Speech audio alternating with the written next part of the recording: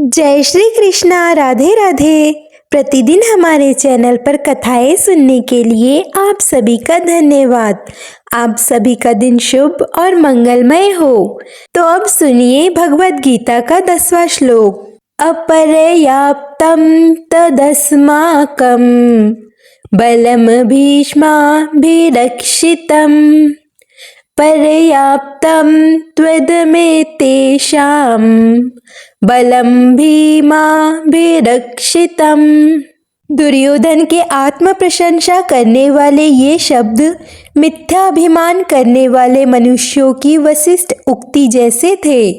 जब उन्हें अपना अंत निकट दिखाई देता है तब स्थिति का आलंकन करने के पश्चात आत्म प्रशंसा करने वाले व्यक्ति अभिमान पूर्वक मिथ्या गर्व करने लगते हैं। अपने भविष्य के प्रति अनर्थकारी व्यंग्योक्ति दुर्योधन के कथन में तब अभिव्यक्त हुई जब उसने कहा कि भीष्म पितामह द्वारा संरक्षित उनकी शक्ति असीमित थी। भीष्म पितामह कौरव सेना के प्रधान सेनापति थे। उन्हें इच्छा मृत्यु और अपनी मृत्यु का समय निश्चित करने का वरदान प्राप्त था, जिससे वह वास्तव में अजेय कहलाते थे। पांडव पक्ष की सेना भीम के संरक्षण में थी, जो दुर्योधन का जन्मजात शत्रु था। इसीलिए दुर्योधन ने भीष्म के साथ भीम की अल्प शक्ति की तुलना की। भीष्म कौरव और पांडवों के पितामह थे और वे वस्तुतः दोनों पक्षों का कल्याण चाहते थे। पांडवों के प्रति करुणा भाव भीष्म पितामह को तन्मयता से युद्ध करने से रोकता था। वे यह भी जानते थे कि इस धर्म युद्ध में भगवान श्री कृष्ण पांडवों की ओर से उपस्थित थे और संसार की कोई भी शक्ति अधर्म का पक्ष लेने वालों को विजय नहीं दिला सकती। इसीलिए भीष्म पितामह ने अपने नैतिक उत्तरदायित्व का पालन करने और हस्तिनापुर और कौरवों के हित की रक्षा हेतु पांडवों के विरुद्ध युद्ध करने का निर्णय लिया। यह निर्णय भीष्म पितामह के व्यक्तित्व के विचित्र लक्षण को रेखांकित करता है। अयनेषु च सर्वेषु यथा भागं वस्थिता भीष्ममेवाभिरक्षन्तु भवन्तः सर्व एव हि। दुर्योधन यह समझ गया था कि भीष्म पितामह मानसिक रूप से पांडवों के विरुद्ध आक्रांत होकर युद्ध लड़ने को इच्छुक नहीं है, जिसके कारण वे सैनिकों को वीरता और उत्साह से युद्ध करने के लिए प्रेरित नहीं करेंगे। इसीलिए उसने अपनी सेना के अन्य सेना नायकों से अपनी अपनी स्थिति पर अडिग रहने के साथ साथ चारों ओर से भीष्म पितामह की सुरक्षा का भी ध्यान रखने को कहा। तस्य संजनयन् हर्षं कुरु वृद्धा पितामहा सिंहनादं विन्ध्योच्चचे शंखदम्यो प्रतापवान। भीष्म पितामह अपने भतीजे दुर्योधन के भीतर के भय को समझ गए थे और उसके प्रति अपने स्वाभाविक करुणा भाव के कारण उन्होंने दुर्योधन को प्रसन्न करने के लिए उच्च स्वर में शंखनाद किया। यद्यपि वे जानते थे कि दूसरे पक्ष पांडवों की सेना में स्वयं परम पुरुषोत्तम भगवान श्री कृष्ण के उपस्थित होने पर दुर्योधन किसी भी स्थिति में युद्ध में विजय प्राप्त नहीं कर सकता, फिर भी भीष्म अपने भतीजे को यह बताना चाहते थे कि वे युद्ध करने में अपने दायित्व का भली भांति पालन करेंगे और इस संबंध में किसी भी प्रकार की शिथिलता नहीं दिखाएंगे।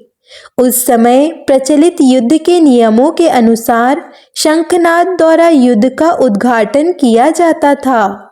ततः शंखाश्च भैराश्च पर्णवानक गौमुखा सहसैवाभ्यहनयन्त सशब्द स्तमूलोऽभवत्। युद्ध के लिए भीष्म पितामह के तीव्र उत्साह को देखते हुए कौरवों की सेना ने भी अति उत्सुकता से वाद्य यंत्र बजाकर भयंकर ध्वनि उत्पन्न की। प्रणव का अर्थ ढोल, आनक का अर्थ मृदंग और गोमुख का अर्थ सिंह बजाना है। ये सभी वाद्य यंत्र थे और इनकी संवेद ध्वनि के कारण युद्ध क्षेत्र में भयंकर कोलाहल उत्पन्न हुआ। ततः श्वेते हर्ये युक्ते महति स्नंदने स्थितो माधवा पांडवश्चैव दिव्यो शंखो प्रधमन्तुः। कौरवों की सेना के शंखनाद की ध्वनि धीमी पड़ने के पश्चात भव्य रथ पर आसीन भगवान श्री कृष्ण और अर्जुन ने निर्भीकता से पूरी शक्ति के साथ शंखनाद करते हुए उसी प्रकार से पांडवों द्वारा वीरता से युद्ध लड़ने की उत्कंठता प्रकट की। संजय ने माधव शब्द का प्रयोग श्री कृष्ण के लिए किया। माँ का अर्थ भाग्य के देवता से है और धव का अर्थ पति से है। भगवान श्री कृष्ण विष्णु के रूप में भाग्य की देवी लक्ष्मी के पति है।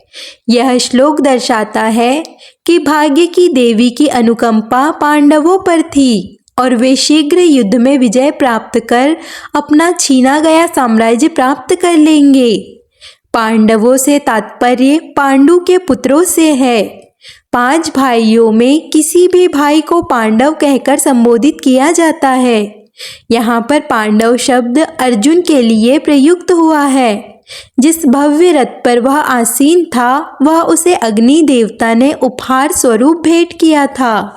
पांचजन्यम हर्षिकेशो देवदत्त्यम धनंजया पौंड्रदधम्यो महाशंख भीमकर्मा व्रकोदरा। इस श्लोक में श्री कृष्ण के लिए ऋषिकेश शब्द का प्रयोग किया गया है, जिसका अर्थ मन और इंद्रियों का स्वामी है। श्री कृष्ण स्वयं अपनी और समस्त प्राणियों के मन और इंद्रियों के परम स्वामी हैं। भगवान श्री कृष्ण ने धरती पर अपनी अद्भुत लीलाएं करते समय भी अपने मन और इंद्रियों को पूर्ण नियंत्रण में रखा था। आज के लिए बस इतना ही। इसके आगे का वृत्तांत आप अगले अध्याय में सुनेंगे। अगर आपको हमारी वीडियो अच्छी लगे तो वीडियो को लाइक, कमेंट, शेयर करना ना भूलिए और चैनल को सब्सक्राइब कर लीजिए। धन्यवाद।